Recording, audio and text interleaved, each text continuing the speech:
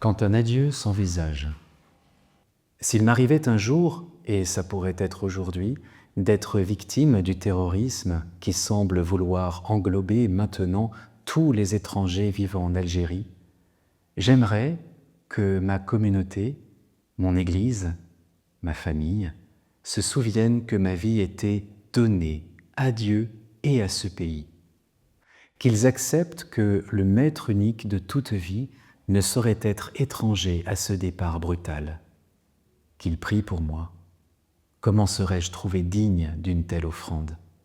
Qu'ils sachent associer cette mort à tant d'autres, aussi violentes, laissées dans l'indifférence de l'anonymat. Ma vie n'a pas plus de prix qu'une autre. Elle n'en a pas moins non plus. En tout cas, elle n'a plus l'innocence de l'enfance. J'ai suffisamment vécu pour me savoir complice du mal qui semble, hélas, prévaloir dans le monde, et même de celui-là qui me frapperait aveuglément. J'aimerais, le moment venu, avoir ce laps de lucidité qui me permettrait de solliciter le pardon de Dieu et celui de mes frères en humanité, en même temps que de pardonner de tout cœur à qui m'aurait atteint. Je ne saurais souhaiter une telle mort. Il me paraît important de le professer. Je ne vois pas, en effet, comment je pourrais me réjouir que ce peuple que j'aime soit indistinctement accusé de mon meurtre. C'est trop cher payer ce qu'on appellera peut-être la grâce du martyr que de la devoir à un Algérien, quel qu'il soit, surtout s'il dit agir en fidélité à ce qu'il croit être l'islam. Je sais le mépris dont on a pu entourer les Algériens pris globalement. Je sais aussi les caricatures de l'islam qu'encourage un certain islamisme. Il est trop facile de se donner bonne conscience en identifiant cette voie religieuse avec les intégrismes de ces extrémistes. L'Algérie et l'islam, pour moi, c'est autre chose. C'est un corps et une âme.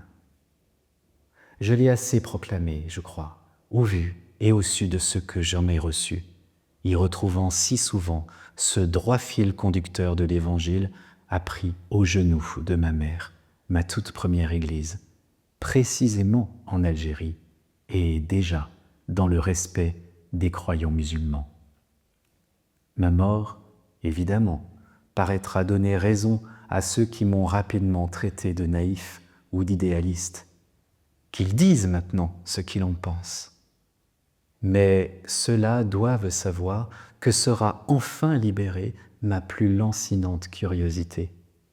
Voici que je pourrais, s'il plaît à Dieu, plonger mon regard dans celui du Père pour contempler avec lui ces enfants de l'islam tels qu'il les voit, tout illuminés de la gloire du Christ, fruit de sa passion, investis par le don de l'Esprit dont la joie secrète sera toujours d'établir la communion et de rétablir la ressemblance en jouant avec les différences.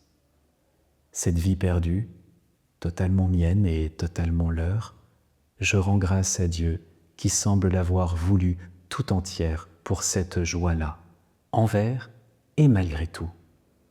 Dans ce merci où tout est dit, désormais de ma vie, je vous inclus bien sûr, amis d'hier et d'aujourd'hui, et vous, ô mes amis d'ici, aux côtés de ma mère et de mon frère, de mes sœurs et de mes frères et des leurs, centuple accordé, comme il était promis.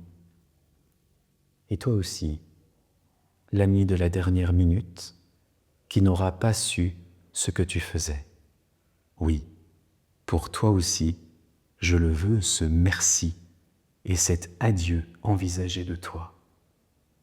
Et qu'il nous soit donné de nous retrouver larron heureux en paradis, s'il plaît à Dieu, notre Père, à tous les deux. Amen. Inch'Allah. Alger, 1er décembre 1993, Tibérine, 1er janvier 1994, Christian de Chergé.